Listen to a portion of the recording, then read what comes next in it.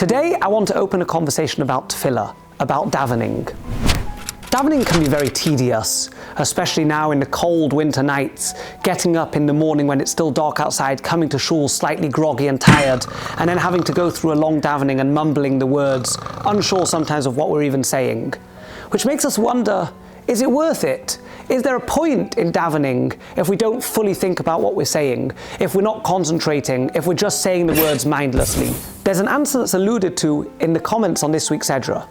Yaakov Avinu at the end of his life is talking to Yosef, and he's telling him over of the gifts that he'd like to give him. He says, "Where did I get these gifts from?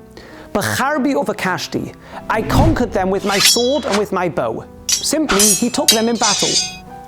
And yet the Targum Unclus, who's one of the oldest traditional translators of the Torah, tells us the following. Those two words, b'charbi uvakashti, with my sword and with my bow, actually mean b'tzlusi uvavausi, with my davening and with my entreatment, two different words for prayer. Now the translation has to fit somewhat with the original words of the Pasuk. How can we translate b'charbi uvakashti, a sword and a bow, as being a reference to prayer? Rav Simcho the Brisker Rav suggests the following. He says, there's two different kinds of weapons that used to be used in war, a sword and a bow. They each have advantages and disadvantages. A sword is sharp and very heavy.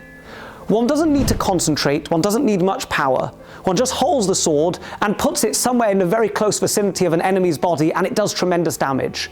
A bow, on the other hand, is flimsy and not so sharp. They require precision, they require guidance, and they require a certain strength to pull back the bow and arrow and to shoot the arrow in the right direction. The same, says the Brisker Rav, is with prayer.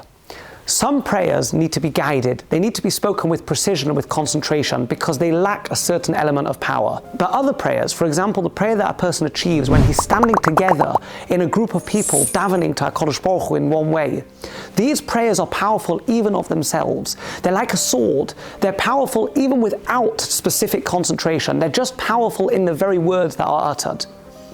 And so says the Brisker Rav, never underestimate the power of prayer. Even those prayers that are uttered without concentration, in tiredness, in rote, in monotony, those prayers also can achieve tremendous effect. Every tefillah is powerful, every tefillah is heard.